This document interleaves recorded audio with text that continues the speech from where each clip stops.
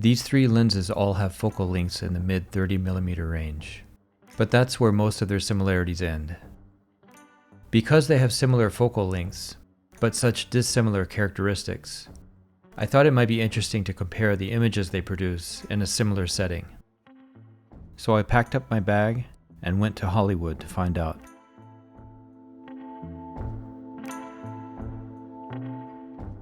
They represent three broad categories: the modern lens, the vintage lens, and the anamorphic lens. The modern lens is a humble Lumix S 35mm f1.8 made by Panasonic. It first went on sale in 2021, so this is a relatively new lens. It's not particularly special in any way, but it's a reliable workhorse and provides consistent, clean results. The vintage lens is the Mir 1 37mm f2.8. I could go into a lot more detail about this one, but I'll save that for another time. For now, the short story is that it was developed in the Soviet Union in the 1950s, and in its day it was considered to be one of the best lenses available. The anamorphic lens is the Blazar Remus 33mm t1.8. This is the newest of the three, having launched in late 2024. I'm sure most of you are aware, but for anyone that isn't, the unique characteristic of anamorphic lenses is that they squeeze a wide image onto a standard camera sensor. Then the image is de-squeezed in the editing process. This results in a much wider aspect ratio than you get with a standard spherical lens. It's the type of lens used to make many epic Hollywood films. They are generally used for motion picture work, but if you're adventurous enough, you can also use them for photography. Heading into the test, my hypothesis was that each lens would have its own unique personality, and I imagined them to be something like the following. The Lumix is the accountant. This lens is the diligent, reliable corporate accountant, specifically the one that reviews your expense reports before they get approved. Everything is cut and dried and plays out by the book. The Mir 1 is the worldly uncle.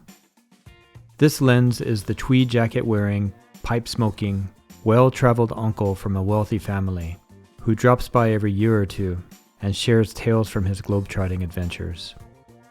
The Remus is the storyteller. The name is self-explanatory, and I thought I knew what to expect from this lens. After all, it is designed for filmmaking. In the end, though, this is the one that surprised me the most. For the test, I attached the lenses to my Panasonic Lumix S5 2X, using the same settings as much as possible. I set apertures to f5.6 or t5.6. For direct comparisons, I stood in the same location, swapped lenses on the spot, and tried to roughly frame the same shot with each lens. My hypothesis turned out to be mostly correct, but the day did teach me more about the unique characteristics of each of these lenses.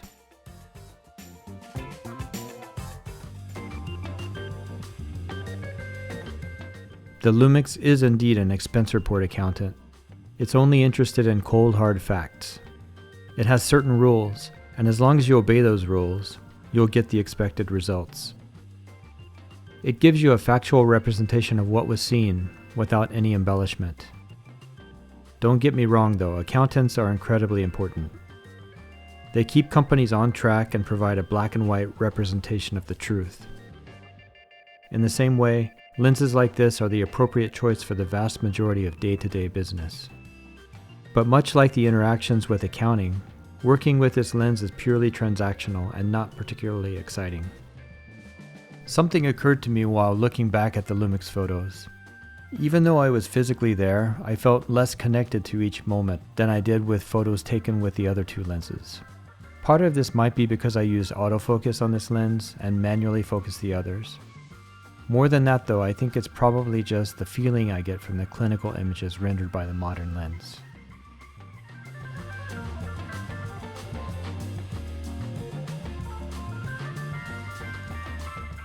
The worldly Uncle Mir was also close to what I expected, but I learned a little more about him as well. He does indeed share stories about his world travels. I found that he also adds a little color to his stories, and tends to stretch the truth here and there. He also gets some of the details wrong. But his intentions are good, and it's all in the name of telling a memorable story. He almost makes you feel like you were there, or at least like you wanted to be there.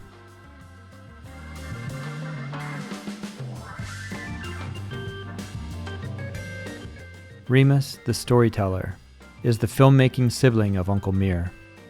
He tells interesting tales like the Mir, but also brought a satchel of trinkets from his travels that enhance his stories. He's got a colorful rug he bought in a back alley in Marrakesh, and an antique Hoyer watch from Buenos Aires with "Love Always, HH" engraved on the back. I'm pretty sure he also had a few drinks before he came over. Because of its wide angle and dreamlike image, the Remus can put you there in the moment even more than the Mir, and much more than the modern clinical lens. In this shot, for example, there is so much extra information on the edges that gives you a more complete and immersive view of the scene. It lets you see more of what's going on in the periphery, without the off-putting distortions that come along with super wide-angle lenses. The soft focus did a better job of capturing the grit of Hollywood. All the chaos, noise, and smells that don't come through in the perfect images produced by the modern lens. It's no wonder filmmakers have been relying on anamorphic lenses to tell their epic stories for more than 70 years. I now have a new appreciation for all three of these lenses, and will gladly use them again in the future. I don't consider any one of them to be superior to the others. Each one has a personality with its own right place and right time. Most people will need an accountant more than a storyteller in their day-to-day lives. If you want to get business done, the modern lens is probably the way to go. But if you want to tell a good old-fashioned story, one that will leave a more lasting impression on your audience, you should strongly consider using a lens that's less than perfect. It's horribly cliché now to say that lenses like this have character. But this experiment gave me a much deeper understanding of what people mean when they say that.